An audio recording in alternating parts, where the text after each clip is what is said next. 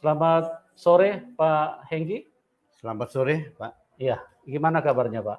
Baik, puji Tuhan. Ya, puji Tuhan Pak Hengki, luar biasa. Terima kasih Bapak. Haleluya. Pada kesempatan ini Bapak mau berbagi dengan teman-teman dan teman-teman sangat banyak ingin mendengarkan bagaimana Bapak mengalami mujizat Tuhan.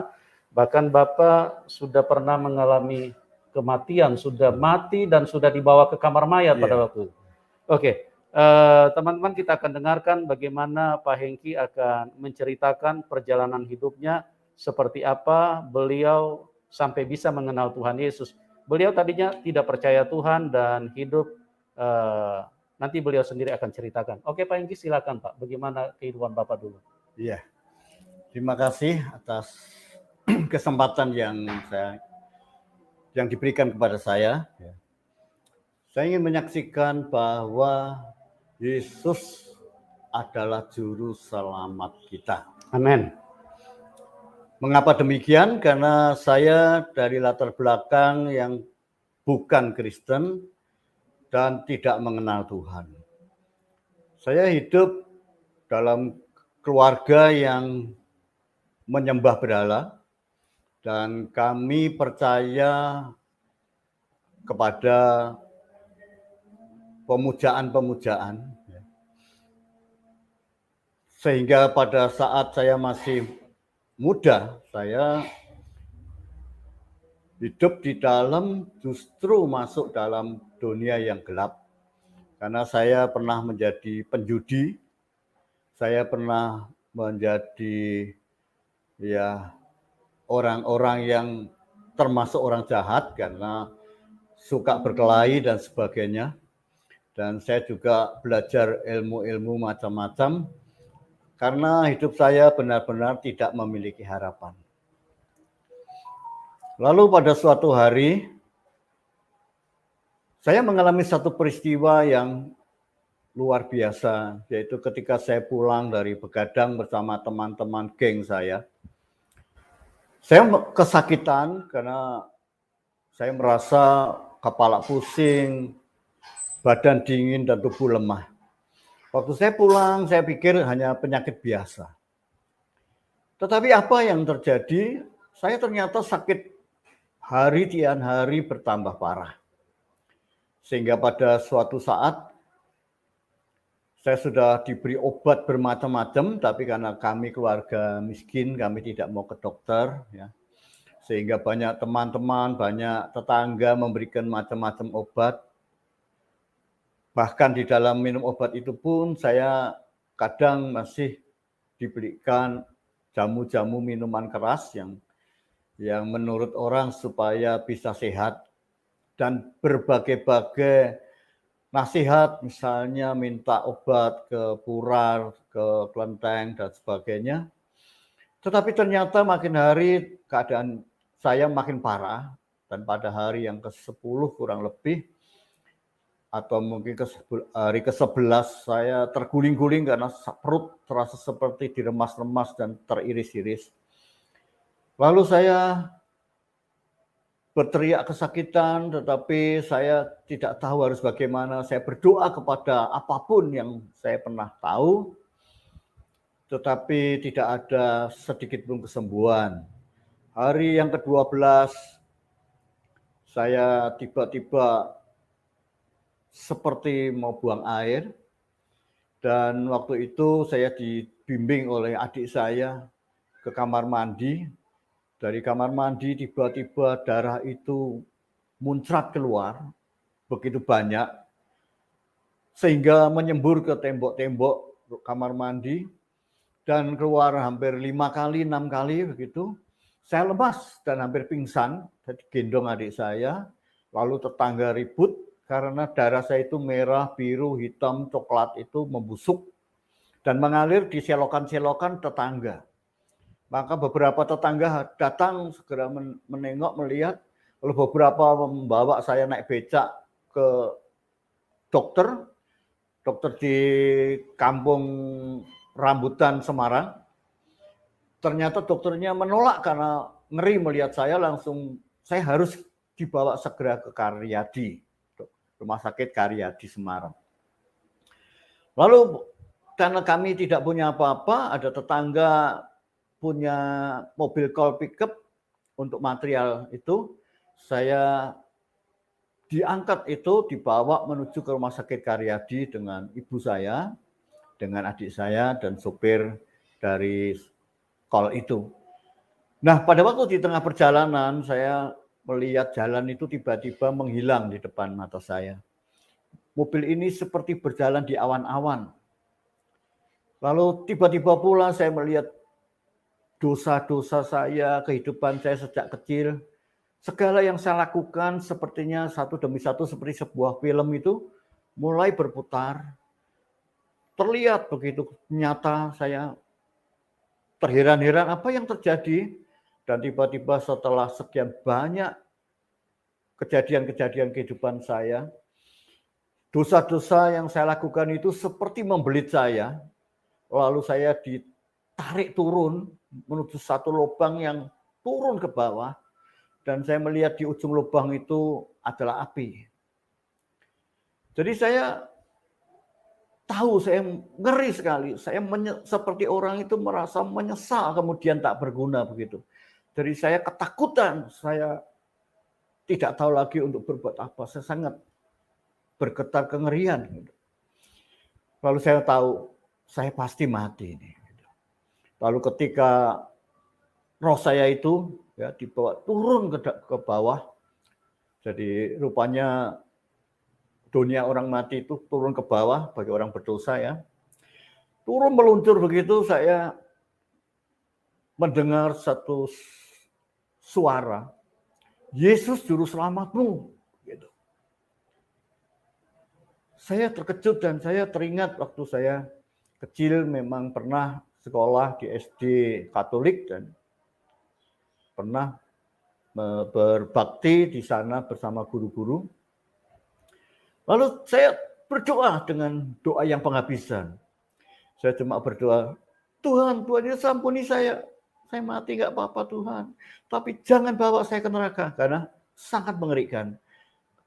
Andai kata saudara bisa memahami betapa ngerinya ketika kita harapannya hilang, masuk neraka, dan penyesalan tidak bisa dilakukan lagi. Maka saya berteriak seperti itu, dan pada waktu saya masuk lubang itu hampir ke ujungnya, masuk ke api itu, satu sinar itu seperti dari atas langsung menyambar saya, dan kemudian saya ditarik ke atas, dilempar ke atas dan dipecah seperti butiran-butiran, dan setiap butiran itu dipijar. Seperti ada satu pijaran listrik atau apa gitu, sehingga begitu berpijar saya merasa berkerenyap begitu, lalu tiba-tiba bersih, roh saya ngumpul kembali, saya ada di satu tempat yang sangat damai, dan tempat itu luas, putih, tapi saya nggak tahu di mana tempatnya. Lalu tiba-tiba saya membuka mata dan saya melihat diri saya sedang dibawa ke kamar mayat bersama ibu saya, bersama mantri, dan mungkin adik saya di sana. Dan saya berkata, Mah, saya berkata ibu saya, karena saya panggil Mama, Mah minta minum Mah. Karena rasa haus yang sangat besar. Mama saya terkejut, mantrinya terkejut berhenti ketika melihat saya hidup. Lalu kemudian saya dibawa masuk ke ruang kontrol khusus, diperiksa, ditoblosi kaki, jari-jari saya untuk dilihat darahnya, tapi darah saya ternyata katanya sudah habis dan tidak ada darah lagi. Dan kemudian dokter pun datang dan saya dengar kata-katanya berkata demikian. Anak ibu, dia bilang sama mama saya, darahnya sudah habis, perlu 10 botol darah. Kalau tidak dapat darah, tidak ada harapan. Saya cuma dengar dari mama saya, bingung saudara. Kemudian dia pulang mencari bantuan-bantuan untuk darah. Ternyata tidak tahu kenapa Tuhan izinkan tidak ada darah yang bisa diambil, karena darah PMI ada satu darah O yang sama dengan darah saya, diambil ternyata rusak. Dan kemudian ada teman-teman, ada keluarga yang mau menyumbang darah, ternyata darahnya tidak sama, dan kalau ada yang sama di antara teman, darah itu tidak bisa diambil karena mereka kurus dan tidak cukup untuk diambil darahnya. Sehingga saya dibiarkan diinfus hanya dengan air infus. Dan setiap kali air infus itu masuk itu seperti kesakitan sekali karena seperti saya kesetrum begitu. Sampai saya cabut berulang kali, lalu akhirnya saya diikat dan demikianlah saya dikatakan oleh dokter tidak boleh makan apapun karena analisa dokter saya komplikasi minum minuman keras dan obat. Jadi usus dan lambung saya pecah, hancur, darah meresap masuk ke usus dan ke lambung dan kemudian membusuk. Lalu untungnya bisa keluar, menyembur keluar dengan cara yang mukjizat tadi. Dan saya bisa nggak mati, tapi dengan demikian saya juga sudah mengalami kematian sebenarnya karena roh saya sudah hampir masuk ke api itu. Tapi Tuhan Yesuslah yang angkat saya. Dan kemudian ketika saya diangkat naik, saya dibiarin begitu 3 hari saya dibersihin karena darah itu menempel di celana saya, di baju saya, di rambut saya karena sempat menyembur keluar keras sekali dan terciprat ya. Kemudian sudah dibersihin, saya dibiarkan, kata dokter hanya menunggu darah gitu. Jadi saya nggak tahu lagi, saya cuma berkata ya sudah, saya sudah damai, sudah tentram, sudah siap mati, saya berkata demikian. Lalu hari keempat ada seorang pendeta bernama Bapak Leo Lumendong, seorang gembala gereja. Dia datang mengunjungi saya bersama istri dan bersama tetangga saya yang Kristen, bersama mama saya. Lalu dia melihat saya dan berkata, apakah kamu mau Om mintakan sumbangan darah di gereja?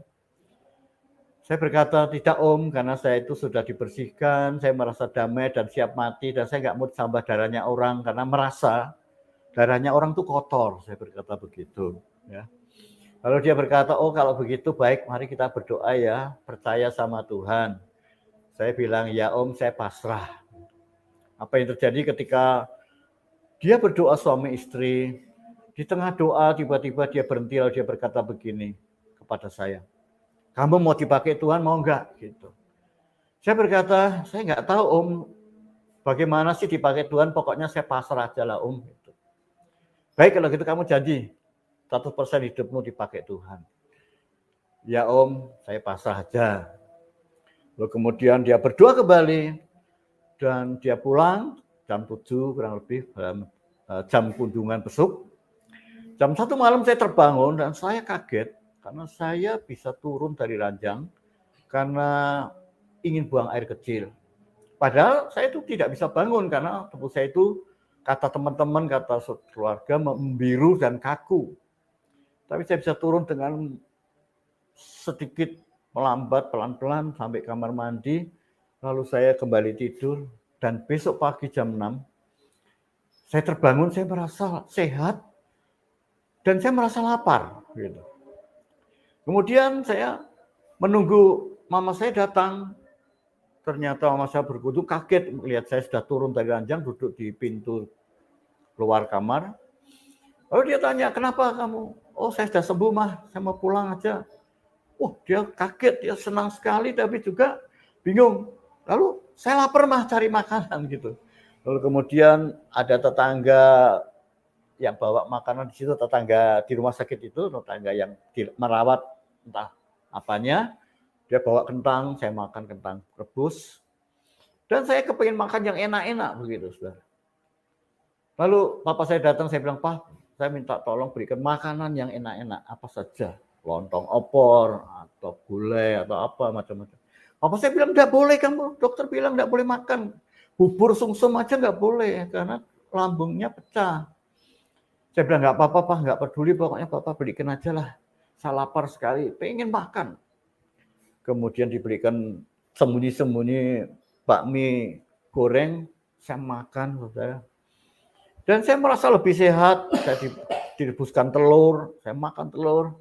Kemudian hari yang ke-5 saya bilang, Pak, bilang dokter minta pulang, Pak. Saya sudah sembuh, karena banyak di Bangsal itu yang meninggal.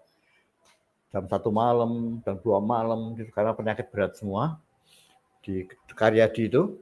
Kemudian saya minta pulang, dokter dipanggil, dokter bilang nggak boleh, belum bisa. Walaupun kamu belum dapat darah, kamu menunggu dapat darah. Kata dokter begitu. Hari ke-6 saya lebih tidak tahan lagi karena sudah nggak tahan. Saya merasa sudah pakai sepatu, bisa jalan-jalan. Saya bilang, dokter saya minta pulang. Nggak bisa, harus di ronsen dulu. Hari ke-7 saya di ronsen, saudara. Disuruh puasa, ronsen. Saya di ronsen hari ke-7. Hari ke-9 saya menunggu. Dari 9 ronsen jadi pagi. Jam 9-an kurang lebih ya. Dokter melihat ronsen saya dan dia melihat saya. Dia agak heran begitu, lalu dia bilang begini, baiklah kamu sekarang boleh pulang. Saya pulang tanpa darah, saudara. Dan saya percaya darah Yesus yang sudah menyembuhkan saya dan memberikan saya darah. Itulah pengalaman yang luar biasa yang saya alami. Sehingga karena saya percaya darah Yesus yang menyembuhkan saya, 45 tahun setelah itu, sampai hari ini, saya tidak pernah minum obat. Kalau saya sakit, saya minta darah Yesus sembuhkan saya dan saya sembuh. Kalau saya berdosa, saya minta ampun. Kalau saya bersalah, saya minta maaf pada Tuhan. Tuhan sembuhkan saya. Sampai hari ini saya masih berbahagia, bisa melayani. Dalam usia 65 tahun, cukup sehat. Ya. Dan puji Tuhan, saya percaya Tuhan lindungi saya dari segala penyakit apapun. Nah, saudara, saya lanjutkan setelah saya sembuh itu, saya mendapat bisikan-bisikan dari Tuhan sendiri yang menuntun saya bahwa saya harus ke Surabaya.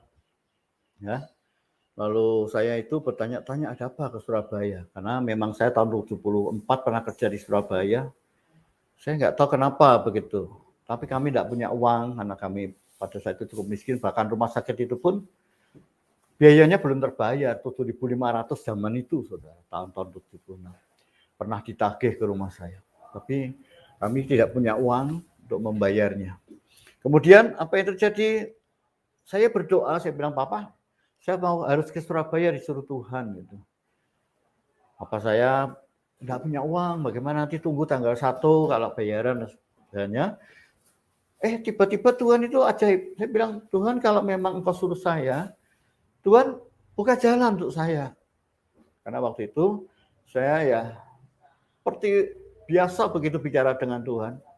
Lalu apa yang terjadi?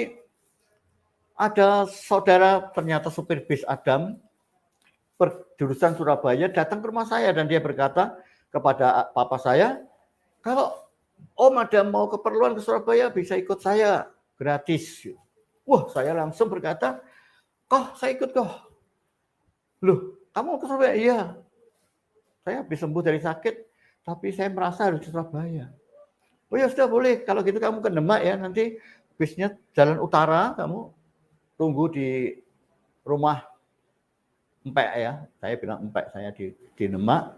Saya naik bis ke Demak pagi-pagi dan bersama dengan kakak, ya masih ipar gitu, kakak sepupu. Saya bawa ke Surabaya, sampai di Surabaya jam 5 sore, hampir jam 5 sore begitu saya masuk kota Surabaya, dia tanya, kamu mau kemana? Saya belum tahu kok, saya bilang itu. Lalu tiba-tiba Tuhan Yesus berbisik dalam hati saya, turun di majikanmu dulu, di jalan Jagalan, lewatkan itu bisnya lewat jalan semut, dekat. Saya bilang, saya turun sini aja loh, kenapa? Saya mau menemui bos saya yang dulu saya kerja di Jagalan, di percetaan. Oh baik kalau gitu, tapi nanti kalau kamu cepet-cepet ya, pergi ke garasi tidur dengan saya. Besok tak antar pulang ke Semarang.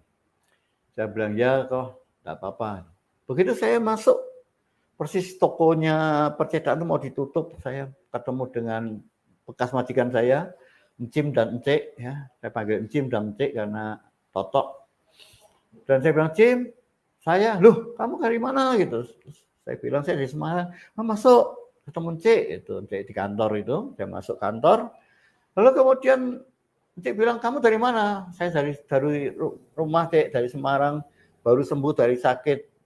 Puji Tuhan sudah sembuh. Nah, terus mau kemana? Nggak tahu, Dek. Mau cari kerjaan nggak? Begitu. Saya bilang, oh iya, maulah kalau ada kerjaan. Lah betulan, Cik itu 3 hari ini cari pegawai, belum dapat. Kamu datang kalau mau kerja, bener ya? Betul, saya mau gitu. Jadi saya langsung kerja. Nah, disitulah saya bekerja, dipercaya menjadi penagih, ya, di kantor-kantor Pertamina, PLN, dan sebagainya, karena percetakan ini membuat buku nota dan sebagainya di sana. Apa yang terjadi? Saya mulai diajak teman masuk ke gereja Embong Sawu. Waktu itu pendetanya kembarannya Pak Willy Kuswandi.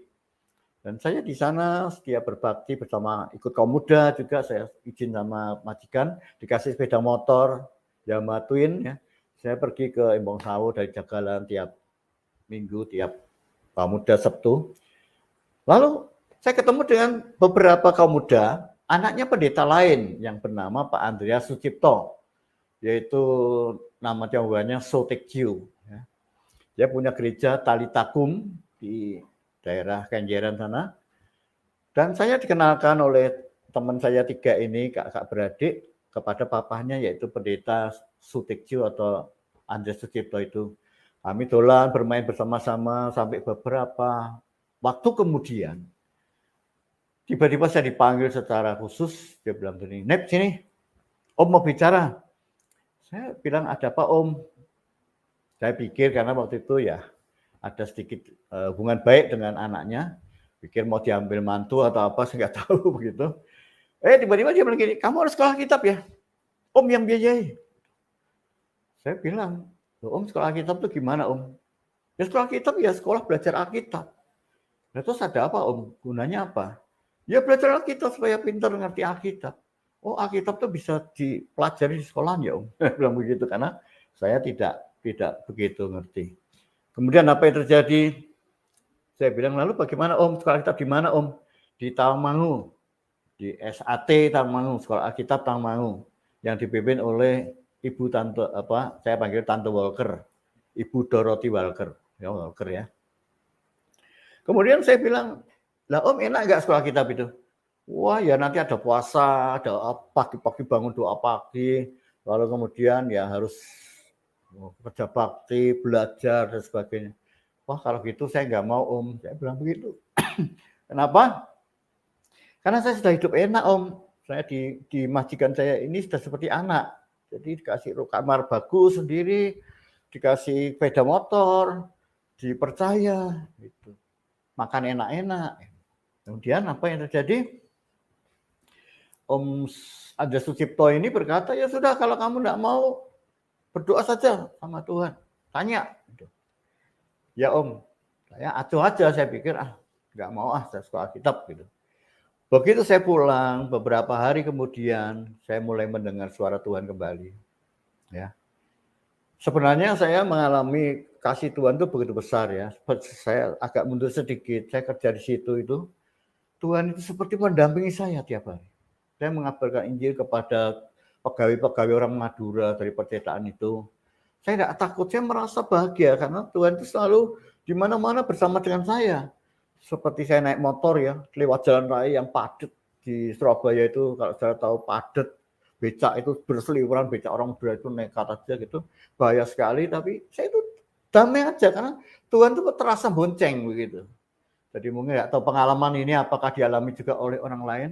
Makanya sampai hari ini saya bilang saya itu kenal Tuhan. Bukan kenal Tuhan dari Alkitab atau kenal Tuhan dari kata pendeta siapapun atau profesor siapapun tidak. Saya kenal Tuhan itu jelas. Nah setelah itu saya pulang. Nah Tuhan boleh berbicara lagi. Hidupmu 100% milikku. Siap melayani aku. Saya berkata, enggak Tuhan. Nanti dulu Tuhan. Terus 3 hari itu berbicara terus setiap malam sehingga saya tidak bisa tidur. Saya sangat menderita karena suara itu datang terus. Hidup 100% milikku. Jadi saya nggak tahan akhirnya saya bilang kepada Om Pendeta ini, Om saya mau Om sekolah kitab Om. Terus didaftarkan saudara dan saya pamit dengan majikan tidak boleh sebenarnya. Saya memaksa karena saya sudah nggak tahan Tuhan bicara. Sehingga saya akhirnya berangkat ke sekolah Alkitab. berangkat ke sekolah Alkitab, saudara, saya pertama tidak kuat di sekolah Alkitab karena hidup begitu berat, bangun jam 4 pagi, harus berdoa, lalu kemudian harus kerja bakti, dan sebagainya, dan lalu belajar dan sebagainya, sehingga saya kadang merasa tidak tahan. Saya bilang, Tuhan, saya nggak kuat, Tuhan, kecuali Tuhan menguatkan saya. Ternyata Tuhan itu merubah saya. Saya dulunya tidak suka makan tempe, makan tahu, menjadi suka. Lalu saya mulai diubah Tuhan, puasa kuat, dan sehingga saya belajar, dan puji Tuhan di sekolah Alkitab itu saya jadi juara kedua, saudara. Karena saya diberi hikmat oleh Tuhan itu, setiap pelajaran itu saya dapat 10 terus. Karena saya menciptakan pertanyaan. Jadi ketika ada guru bilang besok ulangan gitu, saya menciptakan pertanyaan dari apa yang mau diajarkan, misalnya kitab Injil Yohanes gitu. Lalu saya bagian ke teman-teman. Teman-teman bilang, saya bilang ini apa itu istilahnya bocoran gitu. Jadi karena saya menciptakan pertanyaan, saya bisa menjawab semua pertanyaan yang saya menciptakan pertanyaan 100, yang keluar 50, saya menjadi bisa 50. Makanya saya sebetulnya juara pertama. Dan saya punya grup musik juga di sekolah Alkitab itu, karena saya mengarang beberapa lagu. Tapi kemudian apa yang terjadi ya, saudara? Saya lulus dengan baik. Saya menjadi pengerja pertama di Jepara, di gerejanya Pendeta Robinson Hutapea. Kemudian masuk kelas 2, saya keluar lulus, saya jadi pengerja di pendetanya Madianus Sutopo atau Om Wadim ya, di gereja Immanuel Pantekosta di Tulungagung. Dan saya bertemu dengan Bapak Yermerim, Daniel Alexander, dan lain-lain. Kami ikut melayani dalam tim Dalam Suci dan sebagainya. Karena saya sering Tuhan itu memberi ilham-ilham, memberi bisikan-bisikan. Ya, saya kira Roh Kudus juga bekerja dalam banyak hal. Sehingga saya itu mendoakan orang sakit, orang kerasukan, Tuhan tolong. Sehingga sampai pada singkat cerita, saya juga kenal banyak hamba-hamba Tuhan di sana. Lalu pada tahun 1980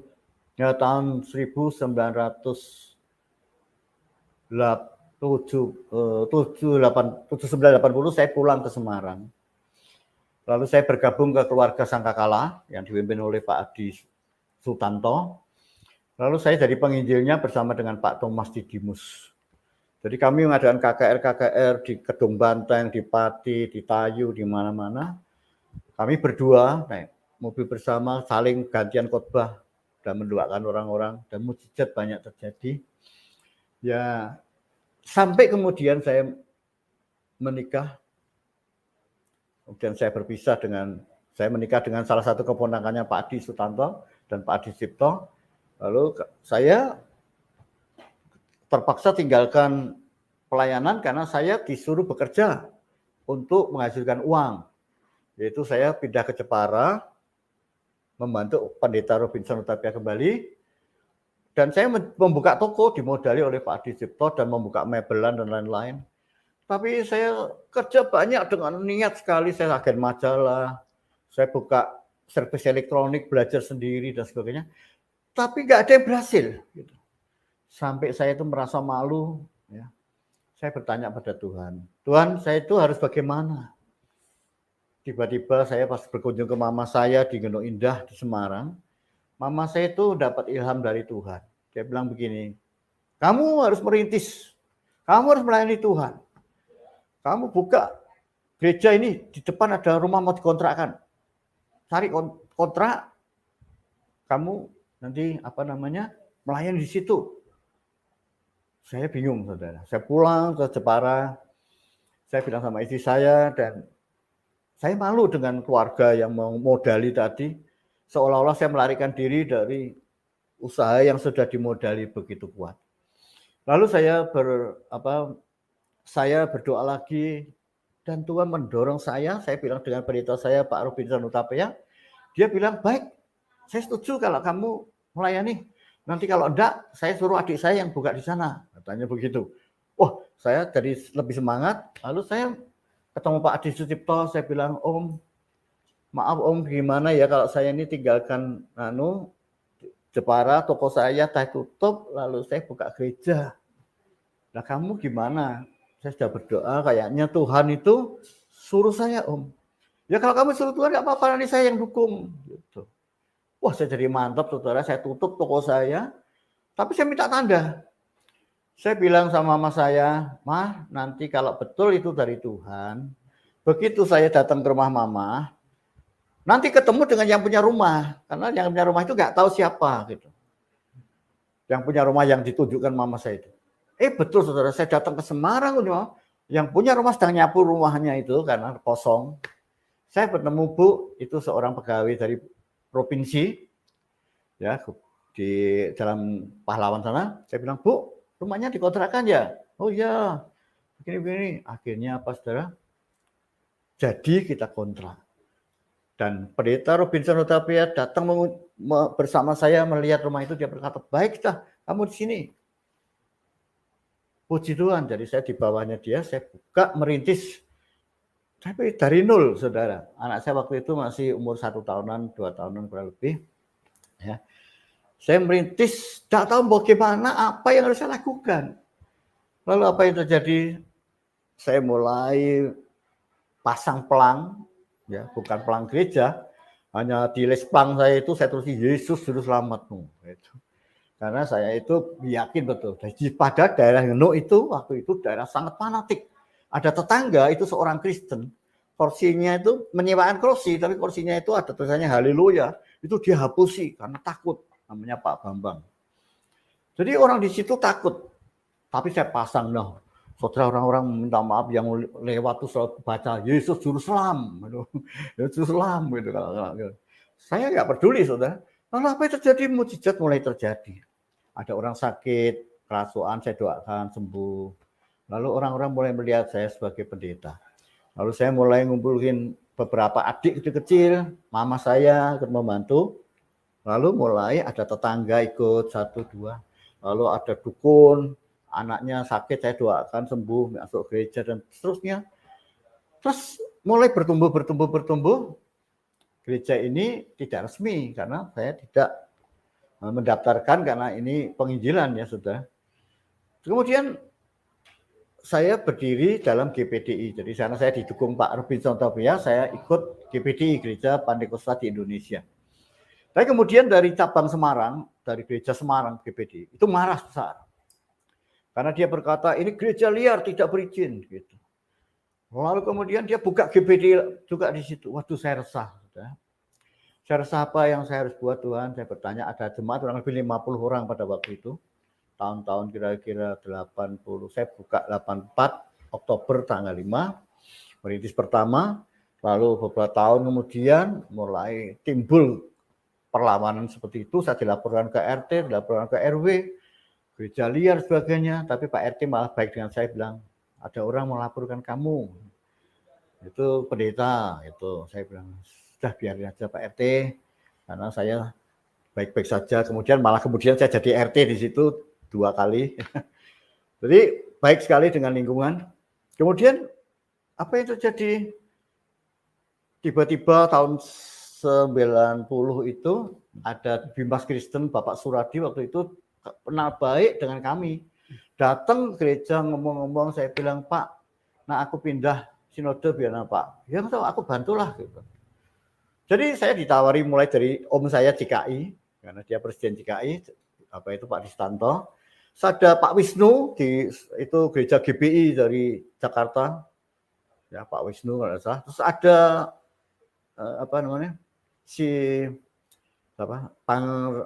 Pangeran Allah itu, Pangeran itu, ya, gereja Aba itu, Yesus Selamat apa itu, ya Abalop, ya. Ditawarin juga, terus saya ditawarin juga Isal Masih Dokter Cipto Pak Yohan waktu itu, karena ada beberapa teman di situ. Saya berdoa, Tuhan apa yang harus saya lakukan, gereja mana yang harus saya pindah, karena saya sudah tidak bisa di GPDI karena saya harus ditutup. Lalu apa yang terjadi? Saya berdoa. Tiba-tiba ada satu teman berkata gini, kamu mau gabung gereja Pantekosta enggak? Gitu. Sama siapa? Itu ada ketuanya Pak Pendeta Siombing, JS Siombing di Wonosobo. Oh gitu ya, itu gereja apa? Gereja Pantekosta. Oh Pantekosta apa? Immanuel apa? Pantekosta itu apa? Indonesia atau apa? Oh hanya Pantekosta saja, gereja Pantekosta. Saya berdoa, saudara. Saya berdoa, Tuhan, apakah saya harus bergabung di gereja ini? Ini gereja kecil, sinode kecil. Ya. Tiba-tiba saya merasa seperti Tuhan berkata begini, kamu gabung di gereja kecil karena pada suatu hari, supaya kamu tidak ada lain-lainnya, kamu di Semarang buka sendiri, satu hari kamu harus nanti akan buka gereja yang besar di Semarang. Saya merasa Tuhan berbicara seperti itu. Lalu saya semangat, saya bersama beberapa majelis, kita ke Wonosobo, kenalan, lalu kita mengajukan penggabungan kepada gereja Pantekosta, ya, Sinode Pantekosta titik. Jadi dari Pak Pendeta Siombing kita didaftarkan ke Departemen Agama kemana, dibantu Pak Suradi, sehingga kita berpindah gereja Pantekosta. Dari GPDI kita keluar, karena di GPDI saya sudah dicoret nama saya oleh beberapa pendeta senior, karena menganggap saya liar, saya tidak sekolah Alkitab Pantekosta gitu ya. Nah, sekolah saya tak mau, jadi saya dianggap kalau mau jadi Pantekosta harus sekolah lagi di Pantekosta. Saya tidak mau. Lalu kemudian saya merintis kembali di gereja Pantekosta dan Tuhan berkati luar biasa, jemaat sampai ada 200-an. Ya. Begitu 200-an ya. Kita buka cabang di mana-mana, di Juwangi, di Semarang ada 7 cabang. Ya. Kita buka perintisan, banyak mujizat terjadi. Tuhan tolong orang-orang sakit, orang-orang bertobat dari banyak agama-agama lain ya. Percayaan dari ateis, dari ya termasuk salah satu paling hebat itu adalah papa saya sendiri yang mau bikin baptisan di gereja saya, mau berak-berik gereja, mau bakar Alkitab dan sebagainya. Tapi saya temui dan Tuhan menolong dia, bertemu dengan dia secara pribadi, sampai dia menyesal, bertobat, menerima Yesus dan saya sendiri yang membaptiskan. Ya, kemudian dia menjadi satu kesaksian bagi banyak orang dan kemudian banyak orang mengikut Tuhan. Sekarang masih hidup, umur 90 tahun. Ya. Jadi Tuhan Yesus begitu nyata luar biasa. Kemudian apa yang terjadi? Saya merintis di itu gereja Pantekosta tahun 98, ternyata rumah itu mau ambruk, saudara, karena itu kontrak ya, naik, terus kontraknya naik, rumahnya kebanjiran karena di Genuk itu terkena banjir ya. Jadi lantainya rusak, apa rusak, rumahnya itu mau runtuh. Saya bilang sama yang punya rumah, Bu, saya mau beli rumahnya aja ya Bu, enggak usah kontrak ya. Wah, enggak bisa Pak, itu untuk anak cucu saya gitu. Lalu saya bingung. Lalu ada sumbangan dari Pak Adi Cipto dan Dr. Timotius membeli tanah di depan gereja. 437 meter. Dia bilang, ini saya belikan untuk gereja. Puji Tuhan ya, saya punya tanah di situ. Nah, tahun 98, rumah ini mau ambruk, saya mau beli tanah nggak boleh, saya bilang sama ibunya itu, Bu, ini tanahmu kan 228, rumahmu sudah mau ambruk. Tak bangun buat gereja. Oh, enggak bisa Pak, kamu pokoknya kontrak aja, saya boleh izinkan, kalau enggak boleh gitu. Lalu kami jemaat beberapa mencoba membangun tanah yang kami punya itu 437 meter, sudah kami gambar, sudah terbentuk panitia pembangunan. Warga sekitar, saudara, begitu kita mau bangun, tahu diuruk-uruk bangun gereja, langsung mereka bereaksi. Mereka berkata begini pada saya, Pak Pendeta, maaf ya, gereja Bapak harus di tempat itu saja. Kami tidak ganggu, tidak apa-apa. Tapi kalau di sini kami terganggu, kami tidak mengizinkan. Karena tanah itu di luar perumahan. Jadi ini perumahan saya itu paling ujung di Genuk Indah. Ini tanah kampung, gitu, namanya tanah ngablak. Jadi saya bilang, lah kok enggak boleh, nanti berisik.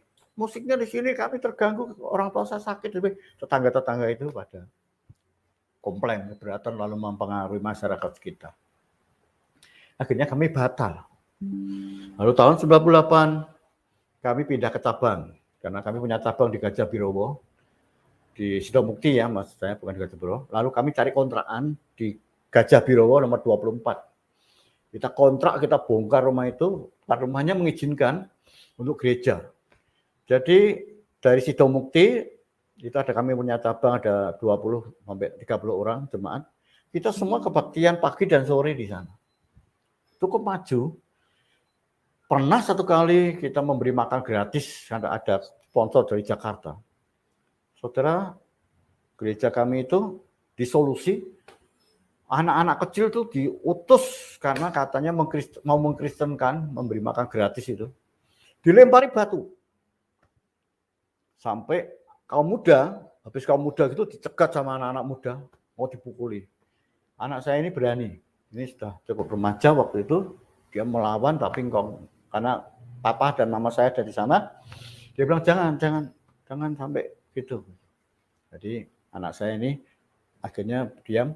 Tapi kemudian terjadi begitu, saya berdoa lagi. Tuhan, saya waktu itu bukan tinggal di situ, yang tinggal di Gajah Birowo itu Pak Pama, saya kontrak di perumahan lain di BPD, di perumahan bank daerah BPD, di BPD 1 sana. Nah, saya tiap hari datang, lalu terjadi seperti itu. Mereka mengancam mau menyerbu gereja dan mau mengobrak-abrik gereja. Saya timbul kemarahan saya karena saya dulu ya bagaimanapun mantan seorang petarung dan penjahat ya boleh kata begitu. Saya berdoa, Tuhan apa yang saya perbuat? Saya mulai muncul perasaan harus melawan gitu. Saya pikir apa yang saya buat, Tuhan beri saya hikmat. Saya menemui salah satu tokoh di perumahan di perkampungan situ ya namanya Nempel itu. Saya temui. Saya bilang pada dia, Pak, minta maaf ya. Bilang sama orang Nempel. Kalau sampai mereka menyerbu gereja, papa atau ayah atau ibu saya sampai luka, saya bakar itu Nempel. Saudara, kata-kata saya itu ternyata disampaikan menakutkan. Tapi saya sudah niat, saya bilang sama anak-anak sama istri, waktu itu sudah pindah juga, karena tobatnya saya agak lupa. Kamu nanti ngungsi, saya tak bawa pedang 2 sama bawa bom molotov. Kalau dia berani nyerang, saya bakar seluruh kampung itu.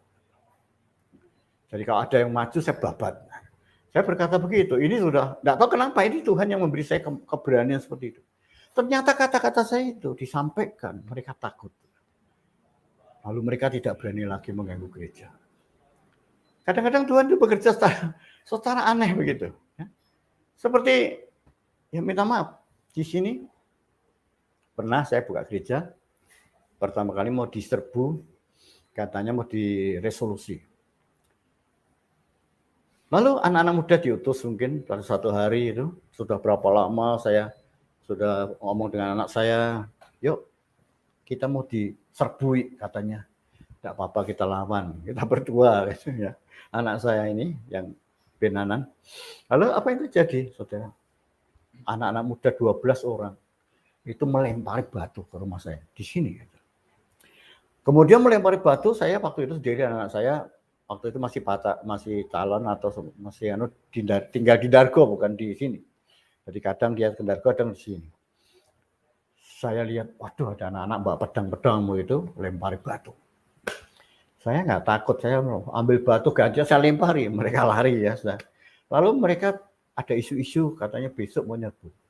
Saya bilang sama anak saya, gimana gereja kita mau diserbu? Gak apa-apa kita lawan Pak. Oke. Jam 12 malam, jam 1 malam itu, dulu ini rumah saya belum sampai, pintunya bagus begini, masih seng. Karena zaman dulu anak saya belum buka toko, belum diberkati yang nomor 2. Tapi dia tinggal di kontrak di daerah Malangsari, tapi dia yang bersama saya di sini di belakang. Dibuat sama pedang, grek gitu. Jadi seng gelombang, digarap pedang, grek. Saya dengan anak saya lihat, wah ini datang, ya tegat ya. Jadi saya sama anak saya lewat belakang, muter kampung situ, tak bawain tombak, sama dia bawa pedang. Saya berdiri di tengah dalam ini. Saya berdiri begini, saya bilang. Lalu mereka lewat, 12 anak muda remaja bawa pedang 2, bawa kendaraan, ambil kelihatannya. Begitu saya lihat saya berdiri, mereka, Pak, permisi Pak, permisi Pak, permisi Pak. Lalu mereka lari. Begitu mereka lari, yang naik motor jatuh, bangun lagi, diturun lagi, jatuh lagi. Oh, langsung geblas semua. Terus saya sengaja, ini berarti ada orang di sekitar sini yang main-main. Saya sama anak saya, yuk kita keliling kampung. Jadi saya bawa tombak saya itu memang suka mainan senjata itu ya. Ya bukan untuk apa-apa, hanya gemar aja gitu. Saya punya tombak itu besi, sininya bekas arit saya buat tombak. Saya seret sengaja terkampung. Grek gitu, orang-orang lihat suara besi. Mereka inceng-inceng itu. Lalu ada satu warga di belakang, tetangganya anak saya. Ada apa Pak? Itu anak-anak kurang ajar, lempari batu rumah saya. Oh itu orang sana. Terus gimana Pak? Ya sudah, kita cegat, tadi lari semua. Di sana saya tak bilang itu mesti itu dalangnya sana. Saya tahu. Terus dia bilang, saya tak bilangan nih. Sejak itu saudara nggak berani ganggu lagi. Jadi kadang Tuhan itu bekerja secara luar biasa, makanya kami itu, saya karena hidup dari Tuhan, dituntun Tuhan, diberi makan Tuhan, hidup melayani Tuhan, ya segalanya berharap sama Tuhan. Gitu. Amin. Sehingga hari ini puji Tuhan, kebaktian kami biasa dilakukan karena di kampung dan tetangga-tetangga sekarang baik karena kami membangun masjid juga, ya ada masjid butuh bantuan lantai, kita sumbang sama anak saya. Jadi kita di sini toleransi. Ketika saya dibantu ada seorang teman saya mau nyumbang beras, saya bilang baik sumbang, saya bagi ke jemaat, saya bagi ke tetangga-tetangga semua. Jadi mereka baik sehingga kami bisa kebaktian di sini dan kebetulan tidak ada satu jemaat pun yang sakit karena pertolongan Tuhan. Jadi semua kemurahan Tuhan. Jadi makanya kami apapun itu tidak bisa hanya percaya Tuhan Yesus. Amin. Karena Tuhan Yesus itu bagi kami adalah real, nyata, bukan dongeng, bukan cerita, bukan kata Alkitab, bukan kata pendeta, tapi hidup saya sudah dihidupkan Tuhan sampai hari ini 45 tahun saya hidup kembali dan 35 tahun gereja kami berdiri. Tuhan bekerja. Walaupun sekarang karena kami pindah di sini, belum punya gedung gereja, sehingga kami masih berdoa untuk di belakang masih ada tanah 300 untuk kami bangun 3 tingkat, butuh dana 2M paling tidak menurut perhitungan saya. Saya masih tunggu, ya. Saya percaya saya tidak pernah berharap siapapun, saya nggak pernah minta siapapun, ya. Dan saya hanya percaya bahwa kalau Tuhan memang mengizinkan, gampang, itu ya. Jadi kami hidup dengan iman, dan saya pelihara anak-anak saya dengan iman. Sehingga sampai hari hidup saya tidak pernah kekurangan. Tuhan itu bisa kirim apapun meskipun jemaat sekarang karena beberapa sudah meninggal, tinggal 30-35 orang. Tapi Tuhan pelihara. Amin. Tuhan pelihara. Ya. Tuhan juga berkati anak-anak dengan masing-masing talenta, masing-masing kemampuan, mereka bisa hidup sendiri, bisa bisa mencukupi, bahkan mereka setiap bayar persepuluhan. Haleluya. Saya karena begitu percaya Tuhan dan mengasihi Tuhan, saya kasih perpuluhan sama Tuhan itu 30%, Pak. Haleluya. 30% itu 10% saya kirimkan ke sinode, 20%, 10% itu hamba-hamba Tuhan yang kekurangan, 10% untuk bantu jemaat. Amin. Itu yang saya lakukan sampai hari ini, meskipun tidak banyak, tapi Tuhan luar biasa. Haleluya. Makanya kalau ada orang bilang jangan percaya Yesus atau apapun, kami berkata, bagaimana kami bisa menyangkal dia yang kami lihat secara nyata, kenal secara jelas. Makanya saya bersaksi ini untuk memberikan kekuatan kepada setiap orang bahwa Yesus hidup, Yesus itu juru selamat dan dia Tuhan kita yang luar biasa. Ya, makanya sampai hari ini tidak kebetulan ya Pak kita ketemu. Ya, saya hanya bisa bersaksi seperti ini. Sebenarnya banyak kesaksian yang luar biasa. Baik ketika saya masih pengerja, ketika saya pernah dinaungi awan oleh Tuhan. Ya. Mungkin gara-gara saya bangun gereja di Genuk itu, kendaraan saya disita sama pemilik material, ya karena nggak bisa bayar. Lalu saya harus jalan kaki. Genuk rumah saya itu kira-kira hampir 1 kilometer lebih dari jalan raya. Saya harus jalan kaki. karena nggak punya uang waktu itu, masih merintisan itu. Suatu hari saya habis pulang pelayanan, nggak punya uang karena saya melayani nggak dibayar waktu itu. Saya kadang dipanggil ya nggak dibayar ya saya diam aja gitu. Lalu saya pulang, mau naik ojek nggak punya uang, mau naik becak nggak punya uang, saya jalan. Panas luar biasa. Saya tuh mengeluh pada Tuhan gini, Tuhan, saya sudah persembahkan motor saya. Saya hidup melayani Engkau, kenapa Engkau tidak tolong saya? Saya bilang gitu. Ini panas luar biasa dan saya harus jalan kaki sejauh 1 kilometer lebih. Apa yang terjadi, tiba-tiba ada seawan di atas kepala saya, itu yang sangat luar biasa. Menudungi saya sampai rumah. Begitu sampai rumah hilang itu. Kalau saya cerita begini banyak orang bilang nggak percaya Pak, itu subjektif. Tapi apa yang saya saksikan Tuhan tahu, dia di atas yang. Yes, haleluya. Teman-teman, seperti apa yang dikatakan oleh Pak Hengki, percaya kepada Tuhan itu karena kita mengalami. Apapun mau kata orang bahwa Tuhan Yesus bukan Tuhan, kami tidak terpengaruh. Pak Hengki adalah saksi hidup, dia mengalami sendiri. Bagaimana mujizat Tuhan, bagaimana kuasa Tuhan dinyatakan di dalam hidupnya. Dan itu adalah kebenaran. Apa yang disampaikan oleh Pak Hengki itu adalah kebenaran. Karena kalau hidupmu hanya percaya kepada Tuhan berdasarkan iman orang tua, Anda orang yang tidak mengalami Tuhan.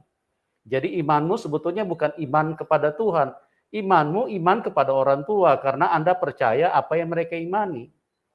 Begitu juga kalau imanmu hanya berdasarkan apa kata orang lain, berarti imanmu cuma berdasarkan kata orang. Yang namanya Tuhan itu kalau mau menjadi kebenaran, itu harus kita alami. Kenapa? Kita bilang dia maha kuasa. Tuhan itu maha kuasa. Nah, kuasanya sudah belum kita rasakan. Sudah belum kita alami. Selama kita belum mengalami kuasa Tuhan, maka kita sedang berbohong kepada orang lain. Kita sedang menipu diri kita sendiri. Kita cuma berkata Tuhan maha kuasa. Berdasarkan apa? Berdasarkan kata orang. Berdasarkan apa? Berdasarkan buku. Itu tidak bisa begitu. Anda tersesat. Anda beriman kepada iman orang lain. Tapi kalau apa yang Anda alami, kalau kita mengalami seperti Pak Hengki mengalami, itu tidak bisa dibantah. Mau satu dunia berkata Tuhan Yesus itu bukan Tuhan, tidak ada masalah. Kami tidak akan percaya karena kami mengalami. Amin. Jadi alamilah Tuhan, carilah Tuhan yang Anda alami. Kita katakan dia pengasih dan penyayang. Nah, sudahkah kita mengalami kasihnya? Pak Hengki mengalami. Ya, dari seorang penyembah berhala, dari seorang yang belajar tentang perdukunan dan segala macam kuasa mistik dan ilmu-ilmu yang bukan berasal dari Tuhan, tentunya berasal dari setan. Cuma pada waktu itu Pak Hengki belum mengerti. Dia pelajari semua ilmu begitu. Ilmu kekebalan, ilmu segala macam ilmu dia pelajari. Dan itulah yang membawa beliau sampai hampir mati, bahkan sudah mati. Karena apa? Karena ilmu-ilmu itu bukan menyelamatkan, justru membawa manusia kepada kematian. Dan bagaimana kuasa Tuhan dinyatakan? Kasih Tuhan dinyatakan. Tuhan menolong. Tuhan tidak waktu ketemu Pak Hengki, waktu dia sudah beliau menuju ke neraka, Tuhan tidak marah-marah, Tuhan tidak tampar, kurang ajar kau ya, kau cuma menyembah setan selama ini. Bukan saya yang kau sembah, tapi setan. Tuhan tidak seperti itu. Tuhan justru datang menyelamatkan, mengangkat beliau dari neraka. Dan inilah jadinya sekarang bagaimana beliau memenangkan banyak jiwa, karena beliau mengalami kasih Tuhan. Nah, bagaimana Anda? Apakah sudah mengalami kasih Tuhan? Ya, Tuhan Yesus itu dialami. Kalau ada orang berkata ini Tuhan, tapi Anda tidak mengalami, percuma itu omong kosong. Tapi alamilah, karena Tuhan itu nyata. Dan terlalu banyak kesaksian mujizat-mujizat yang dialami oleh Pak Hengki. Nanti di episode berikut nanti kita akan tayangkan bagaimana beliau mengalami kuasa Tuhan. Saya mendengarkan sendiri, saya sangat terpesona dengan Tuhan Yesus, bagaimana beliau mengubahkan seorang Pak Hengki dari kehidupan yang kotor, kehidupan yang hancur, kehidupan yang menyembah setan, ya, dan beliau diselamatkan Tuhan. Pak Hengki, saya ada sedikit pertanyaan ini supaya bisa memberkati teman-teman. Jadi Bapak waktu itu kita kembali lagi dengan apa yang Bapak saksikan tadi ya. Jadi waktu Bapak dibawa ke kamar mandi ya, WC ya waktu itu sama saudara ya. Waktu itu Bapak sakit perut guling-guling kan. Nah, Bapak bisa ceritakan kepada kami kenapa sampai harus dituntun sama adik? Apa karena Bapak nggak bisa jalan atau bagaimana Pak pada waktu itu? Jadi saya kan sakit 11 hari. 11 hari. Iya, tidak suka makan, tapi minum obat dan minum beberapa jamu yang sebetulnya masih bersifat alkohol, misalnya beras kencur yang itu. Jadi tapi tidak makan, tapi tidak lapar. Gitu. Tidak lapar. Ya. Tapi merasa lemas kan, jadi karena tidak makan sudah 11 hari. Jadi saya hanya tergeletak, bisa berjalan ya tertatih-tatih. Gitu. Nah makanya ketika saya bilang sama adik saya, aduh saya kok merasa sakit buang air besar, makanya saya minta dituntun. Dituntun pelan-pelan. Begitu saya di kamar mandi, belum sampai kan kami begitu miskin tidak punya WC ya. Jadi di kamar mandi itu begitu saya buka celana langsung menyembur darah. Darah itu hampir satu manci, kurang lebih keluar ya. Keluar gitu. Itu merah, hitam, biru, ada cairan, ada gumpalan-gumpalan melompat keluar sampai ke kepala, sampai ke dinding, sampai ke celana dan ke baju. Jadi terciprat begitu rupa. Jadi dalam pengertian Bapak sudah tidak bisa jalan itu sampai meminta saudara untuk... Artinya tertatih-tatih kalau berjalan sudah nggak terhuyung-huyung kan gitu, sudah nggak makan dan sakit 11 hari ya, jadi begitu Pak. Makanya saya dituntun kan karena pasti bisa berjalan, cuma kan dituntun bukan digendong ya, dituntun. Tapi begitu saya hampir pingsan digendong sama adik saya. Karena sudah keluarkan 5-6 kali darah itu, sudah hampir habis gitu. Saya sudah hampir ambruk langsung digendong. Nah itu tetangga karena mengalir di selokan-selokan, tetangga berdatangan. Ada apa ini baunya kan busuk karena itu darah busuk. Jadi ada hitam, ada merah, ada kayak dideh, jadi ada gumpalan, ada cairan begitu. Jadi makanya mereka datang lalu salah satu tangga yang punya becak langsung bawa saya ke dokter, digotong-gotong dengan adik. Dan dengan beberapa tangga digotong ke dokter. Tapi dokter berkata, pulang-pulang kami tidak berani. Bukan ke rumah sakit. Karena melihat kondisi. Ya, melihat kondisi darah semua sudah ini. Ini darah dari darah itu kan terciprat ke kaos, ke celana. Saya pakai celana siot gitu kan. Jadi makanya menciprat semua lah darah, sampai rambut-rambut juga ada darahnya. Gitu. Jadi teman-teman, inilah Tuhan yang benar. Bagaimana Pak Hengki mengalami kuasa Tuhan, ya. Dan pada saat Bapak dibawa ke rumah sakit, itu Bapak tiba-tiba melihat satu suasana yang spiritual, suasana roh pada waktu itu karena sudah bukan di dalam dimensi manusia lagi, dimensi jasmani lagi ya. Itu berarti sudah di dalam dimensi roh, Bapak. Terus tiba-tiba menuju ke satu tempat yang sangat gelap. Terus di bawahnya itu ada api yang mengerikan. Ya sebenarnya tepatnya begini. Jadi ketika saya naik mobil itu kan saya masih bisa melihat ke Itu kaca. dibawa ambulans apa mobil apa? Dibawa mobil material. Oh mobil material, iya. Material karena ada tetangga punya toko material, dia punya mobil call pickup yang biasa bawa pasir itu. Nah saya dibawa ke situ. Nah ketika saya di jalan itu, saya melihat ke luar kaca itu begitu naik. Mobil itu naik, saya melihat bukan lagi berjalan di jalan, saya bisa lihat jalan, lihat awan-awan. Nah setelah itu hilang semua, mulai muncul secara spiritual tadi kehidupan saya dari kecil, dosa-dosa yang saya perbuat semua kelihatan, semua dosa kejahatan apapun, tipuan apapun, yang pukul orang atau apapun itu kelihatan semua. Kemudian itu seperti sebuah film. Nah itu kalau Anda yang mungkin pengen tahu cara mati orang berdosa seperti itu kan, melihat lalu membelit begitu lalu sandal turun. Oh disedot ke bawah. Sedot langsung dosa itu membawa roh saya masuk lubang, turun meluncur ke bawah. Ya, jadi apa yang disaksikan Pak Hengki ini semua tertulis di dalam firman. Tuhan Yesus berkata bahwa anak manusia akan tinggal di dalam rahim bumi selama 3 hari 3 malam.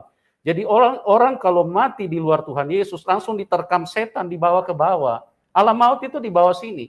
Makanya ada gunung Merapi itu yang mengeluarkan larva api yang begitu panas yang kalau membakar manusia itu sampai jarak 5 kilometer aja itu tidak ada ampun itu kalau api itu sembur dari gunung yang Merapi meletus. Dan itu pusatnya itu alam maut, ya. Karena di bawah bumi ini itu alam maut. Makanya Tuhan Yesus berkata, dia tinggal di dalam rahim bumi selama 3 hari 3 malam. Itulah alam maut. Jadi hanya Alkitab yang bisa menjelaskan itu. Hanya Alkitab itu kebenaran. Oleh sebab itu teman-teman, jangan berlambat-lambat. Mungkin Anda saat ini sedang mencari kebenaran. Mungkin Anda sedang mencari Tuhan yang benar. Tuhan Yesus itulah jawabannya. Seperti yang dikatakan oleh Pak Hengki tadi, dia dengar suara. Tuhan Yesus itu adalah juru selamat. Begitu luar biasa yang dialami. Nah, Pak Hengki saya mau tanya sedikit lagi nih. Kita balik ke perjalanan hidup Bapak. Ya. Bapak sempat pelajari ilmu apa aja pada waktu itu, Pak? Ya, saya ada seorang pegawai dari ayah saya, ya, waktu itu buat kacang atom gitu ya. Itu orang Banyuwangi, namanya Pak Suji. Ya. Itu dia pandai dalam hal-hal ilmu-ilmu kejawen, ilmu Jawa ya. Ya. Nah, dia mengajar saya karena saya juga bantu-bantu ayah saya buat kacang atom itu. Dia mengajari saya tentang ilmu-ilmu, beberapa diantaranya ada Brojo Musti, itu merupakan ilmu pukulan ya gitu. Yang kedua lembu sekilan. Lembu sekilan itu ada beberapa harus kita lakukan, misalnya mutih. Jadi 3 hari harus makan nasi putih aja, tidak minum air putih aja, nggak boleh makan apapun, dan membaca mantra, ada mantranya gitu ya. Dan itu kalau Brojo Musti itu tangan dibakar di atas bara api. Di atas bara api sambil merapal. Tidak ada pelindung. Ada pelindung, ya, tangan kosong. Bakar. Ya, di atas artinya ini misalnya engkau ada api ya, dia di atasnya kurang lebih ya cukup panas, tapi kita sambil merapal sambil berpuasa. Jadi Bapak pernah lakukan itu? Lakukan. Jadi setelah itu ya kayaknya sepertinya saya punya 2 ilmu itu kalau waktu itu ya. Waktu itu. Iya. Sehingga ya saya walaupun berkecimpung dalam dunia banyak kejahatan, kayaknya nggak pernah kena, nggak pernah terluka. Nggak pernah terluka pada saat berantem ya, atau dikeroyok ya, gitu. Jadi mungkin ilmu itu bekerja begitu. Ya, jadi teman-teman, kenapa Bapak ini sampai mengalami penyakit yang mematikan? Karena Pak Hengki ini sempat mati, ya, sudah dibawa ke kamar mayat. Itu menunjukkan bahwa beliau sudah dinyatakan mati dan Tuhan Yesus menyelamatkan. Dan memang pada saat itu Pak Hengki melihat dia sudah ada di dalam neraka. Cuma Tuhan Yesus datang mengeluarkan dia dari situ, di dalam alam maut, ya. Itu sebetulnya belum neraka, itu masih alam maut, ya. Karena orang tidak bisa membedakan antara alam maut dan neraka. Tapi kita tidak akan menjelaskannya di sini karena waktu kita terbatas. Dan disitulah kuasa Tuhan, kasih Tuhan, Tuhan menarik beliau. Oleh sebab itu, teman-teman, jangan pernah percaya kuasa selain daripada kuasa Tuhan. Tentu Tuhan yang benar, itulah Tuhan Yesus Kristus. Karena Tuhan Yesus Kristus satu-satunya kebenaran. Tuhan Yesus berkata, dalam Kisah 4 ayat 12, di bawah kolong langit ini, tidak ada nama lain yang olehnya manusia bisa diselamatkan, kecuali di dalam nama Tuhan Yesus. Nah, tolong tanya teman-teman, apakah Anda tinggal di bawah kolong langit? Kalau Anda tinggal di bawah kolong langit, firman ini buat Anda juga. Ya, kecuali Anda sudah tinggal di atas kolong langit, nah baru ini tidak perlu untuk dirimu. Ya, selama Anda tinggal di bawah kolong langit, dengar firman Tuhan. Jangan sampai menyesal, ya. Saya sebagai hamba Tuhan, saya mengasihi siapapun Anda. Sekalipun ada yang mengatakan, kami membenci dirimu, kami membenci Anda, kami tidak suka, ya. Tidak masalah, itu tidak penting, ya. Sekalipun kalian benci kami, tidak penting itu. Yang penting kasih Tuhan bisa sampai kepada semua manusia. Tuhan Yesus mengasihi hidupmu. Oleh sebab itu jangan terlambat, ingat bahwa di bawah kolong langit ini tidak ada nama lain yang olehnya manusia bisa diselamatkan. Pak Hengki adalah contoh yang nyata, sudah dibawa ke alam maut, dan bagaimana Tuhan melepaskan dia dari neraka yang begitu mengerikan, dan beliau begitu ketakutan saat itu, karena suasana yang tidak bisa dilukiskan, kecuali Anda pergi ke situ baru Anda tahu. Ya, jadi jangan sok-sokan, jangan menentang Tuhan, jangan menghina Tuhan. Tuhan Yesus mengasihi hidupmu, siapapun Anda. Tuhan Yesus itu adalah Tuhan yang benar, karena Tuhan yang benar itu dibuktikan dari kasih-Nya. Firman Tuhan berkata, jikalau kamu ditampar pipi kanan, berikan juga pipi kirimu. Wow, itu bukan perkataan manusia, itu perkataan Tuhan. Dan Tuhan Yesus berkata juga, berdoalah untuk musuh-musuhmu, dan mintalah berkat buat mereka. Dan inilah Tuhan yang benar. Kalau dalam hidup ini hanya ada dua kuasa, kuasa Tuhan dan kuasa setan. Ya, kalau kuasa setan itu adalah kuasa si jahat. Dia terus menjahati manusia, oleh sebab itu berhati-hatilah. Ciri-cirinya sangat mudah untuk mengetahui setan atau Tuhan. Karena setan itu selalu memberdayakan supaya manusia jadi jahat. Dia menciptakan pertikaian, pertengkaran, perselisihan, iri hati, amarah, kebencian, ya, pikiran kotor. Makanya pikiran manusia kan selalu sudah punya istri masih ingat perempuan yang lain. Itulah setan, ya. Ya, sudah punya satu istri masih mau dua, sudah punya 4 masih mau 13. Nah, ini bahaya sekali manusia ini. Itu pikiran kotor, pikiran cabul, itu dari setan, saudaraku. Oleh sebab itu, dengarkan baik-baik, hanya Tuhan Yesus, dialah yang mengasihi manusia, dialah yang menyelamatkan manusia. Dia mengajarkan supaya kita hanya boleh punya pasangan, satu istri atau satu suami, hanya satu, tidak boleh lebih. Karena dari awal penciptaan Tuhan, pelajari sejarah. Dari awal Tuhan menciptakan hanya satu laki-laki, satu perempuan. Satu Adam dan satu Hawa. Tidak ada satu Adam terus ada 4 Hawa di situ. Itu tidak benar. Ya, Tuhan tidak pernah menciptakan 4 wanita di situ. Misalnya Hawa, Hawi, Hewo, Hawu. Tidak ada, cuma Hawa saja. Nah, itu sebabnya berhati-hatilah, dan mengenal Tuhan yang benar itu sangat simpel. Oleh sebab itu teman-teman, pastikan dirimu sebelum Anda koid, sebelum habis waktumu, sebelum Anda mati, pastikan bahwa engkau telah menerima Tuhan Yesus, karena Tuhan Yesuslah juru selamat. Begitu Pak yang Bapak dengar? Nah, mungkin bisa ditambahkan sedikit. Silakan Pak, silakan. Saya mau tambahkan sedikit, saudara-saudara yang saya kasihi. Ada banyak orang berkata bahwa kesaksian saya ini subjektif, artinya hanya saya yang berbicara tanpa saksi, gitu. Tapi kalau saya boleh bilang, yang pertama sebelum yang pertama, ada orang lain berkata begini, oh iya Pak, saudara saya juga pernah mati Pak, tapi kemudian bangkit bukan karena Tuhan Yesus. Saya bilang begini, saudara-saudara, saya itu betul-betul mati karena darah saya habis. Jadi kalau ada orang mati karena koma atau mati karena masuk angin atau apa, lain. Saya itu darahnya keluar semua habis, sampai tidak punya darah, dan ketika saya disembuhkan Tuhan, itu tidak ditambah darah satu tetes pun. Makanya sampai hari ini, kesaksian saya itu yang pertama adalah benar-benar mati, gitu. Dan benar-benar hidup kembali tanpa ditambah darah manusia. Amin. Ya. Haleluya. Yang kedua, saya katakan bahwa yang saya saksikan itu ada orang-orang saksinya. Misalnya pendeta yang mendoakan saya, Pak Pendeta Leo Lumendang yang sudah meninggal, sekarang ada istrinya masih hidup. Jadi, boleh ditanya.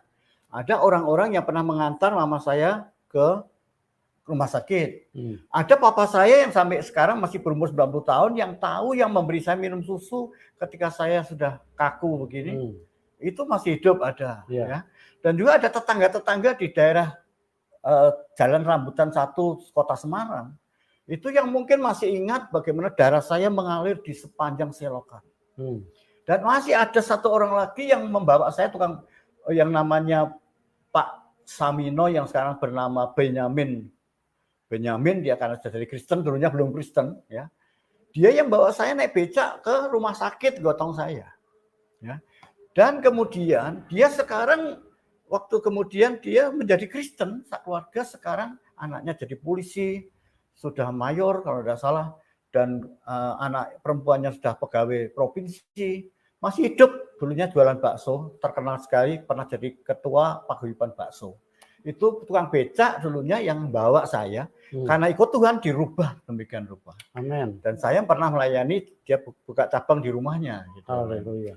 Jadi dia kesaksian hidup. Jadi kalau ada orang berkata, misalnya saya nggak tahu dokternya, saya lupa ya. Saya juga tidak ingat apa orang-orang mungkin juga yang supir yang mengantar saya ke rumah sakit itu. Saya sekarang nggak tahu lagi di mana. Ya. Tapi tetangga pasti di rambutan satu. Itu tetangga-tetangga pasti pernah melihat kesaksian itu, pernah melihat pengalaman itu. Sampai ketika saya pulang, mereka semua terkejut, tetangga berkata, wah seperti nemu emas sak kebo, katanya kepada mama papa saya. Amin. Karena sesuatu yang betul-betul mukjizat, dan setelah itu Tuhan itu betul-betul berbicara. Jadi bukan sekedar saya mengarang ataupun ya saksian ini hanya untuk menambah-nambahi, menguatkan iman orang-orang Kristen, bukan. Tapi ini pengalaman yang saya alami dan banyak saksinya. Ya. Amin. Saya sangat percaya bahwa apa yang disaksikan Pak Hengki adalah kebenaran karena saya juga mengalami. Jadi kita memiliki roh yang sama, itulah Roh Kudus.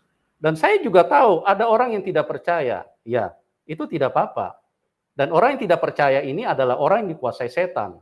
Makanya mereka tidak percaya.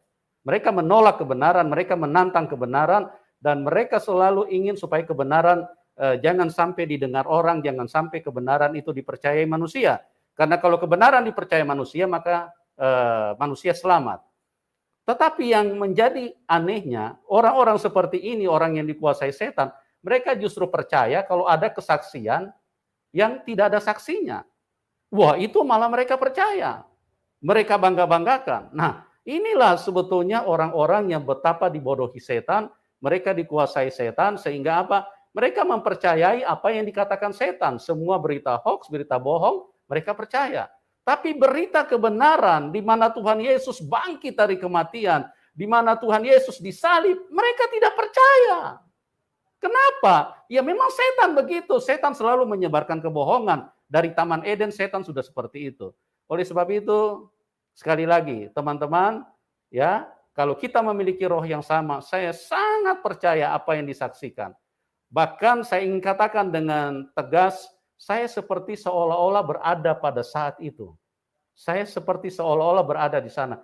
Karena yang mengerjakan itu bukan seorang Pak Hengki, itu adalah Roh Kudus. Dan saya memiliki roh yang sama, dan pada waktu beliau bersaksi, saya seperti di bawah di situ, ada di situ pada waktu itu, dan saya menyaksikan itu. Karena di dalam roh, kita itu menembus, melewati dimensi ruang dan waktu. Kita tidak dibatasi dimensi ruang dan waktu. Itulah kuasa Tuhan. Dan terlalu banyak mujizat yang dialami oleh Pak Hengki. Nanti kalau Tuhan berkenan, di waktu mendatang kami akan tampilkan beliau untuk menceritakan bagaimana kuasa Tuhan yang begitu luar biasa. Bahkan ayahnya dari Pak Hengki sendiri masih hidup sekarang, dan beliau pernah mau membunuh mereka semua yang sudah percaya Tuhan Yesus. Dan ini dialami. Karena apa? Karena orang yang kesetanan tidak suka orang percaya Tuhan Yesus. Karena memang antara Tuhan dengan setan itu, dari dulu setan itu paling tidak suka dengan Tuhan. Ya, jadi dia melawan. Tapi apa yang terjadi?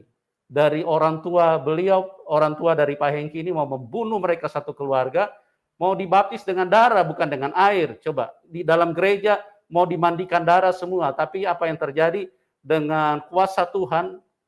Ya, beliau masih hidup sekarang, berusia 90 tahun. Nanti kalau Tuhan berkenan kita akan tampilkan beliau. Bagaimana Pak Hengki sebagai anak pada saat itu cuma angkat tangan mau istilahnya mau menenangkan papanya, dan papanya mundur dan tidak bisa mendekat kepada beliau. Dan bagaimana kuasa Tuhan, beliau sekarang ini menjadi orang yang percaya kepada Tuhan Yesus. Luar biasa kan? Carilah Tuhan, dan Tuhan Yesus mengasihi hidupmu, tidak peduli apapun latar belakangmu, mau dompet tebal, dompet tipis, dompet robek, dompet kosong, Tuhan Yesus sayang Anda. Ya, mau ateis ke, mau apapun kepercayaanmu, Tuhan Yesus sayang. Tuhan Yesus itu baik, dia sayang semua sama manusia. Kalau setan itu sangat benci manusia. Makanya setan itu, salah satu produk setan yang paling tertinggi, dia munculkan kebencian, dan dari kebencian yang begitu memuncak, manusia akan saling membunuh. Setan itu haus darah. Makanya setan itu selalu bilang halal darahnya. Karena apa? Karena manusia. Pokoknya setan itu tidak suka dengan manusia. Dia sangat marah dengan manusia. Oleh sebab itu, mengenal Tuhan yang benar sangat gampang. Karena Tuhan itu adalah kasih. Dia pengasih dan penyayang. Kalau engkau berjumpa dengan kasih, maka dunia ini akan jadi surga. Karena apa? Karena kasih itulah yang membuat segala kedamaian, keindahan bisa ada di dalam hidup manusia. Kalau di luar kasih apa? Kebencian, pertikaian, pertengkaran, perselisihan, adu jotos, ya, ujung-ujungnya saling bunuh. Bukan hanya saling membunuh, setan bawa dan binasakan kita. Oke Pak Hengki, terima kasih banyak Pak buat kesaksiannya luar biasa. Amin. Kami berdoa Bapak tetap semangat, tetap setia dan tetap dipakai Tuhan. Amin. Sampai saat ini beliau sudah usia 65 dan dari 45 tahun lalu beliau tidak pernah minum obat. Ya bukan berarti beliau tidak percaya dengan obat, tidak. Tapi karena pengalaman dengan Tuhan seperti itu. Bagaimana mujizat yang dialami, tanpa darah pun beliau masih hidup. Itu mujizat Tuhan, ya. Beliau bukan berarti beliau melarang untuk kita tidak boleh minum obat. Silakan kalau Anda mau minum obat, silakan, tidak ada masalah. Ya. Tapi ini kesaksian pribadi bagaimana dia begitu mempercayai Tuhannya, bahwa kuasa Tuhan itu sangat nyata dan tidak pernah berubah. Sampai saat ini beliau tidak pernah minum obat, hanya mengandalkan Tuhan. Oke, terima kasih Pak Hengki. Terima kasih. Ya, dan terima kasih juga buat teman-teman yang sudah bersama dengan kita. Doa kami buat Anda semua, Tuhan Yesus menyatakan kebaikannya, kemurahannya, kasih karunia-Nya, supaya kita semua bisa pulang ke surga. Dan salam kemenangan buat kita semua. Amin. Haleluya.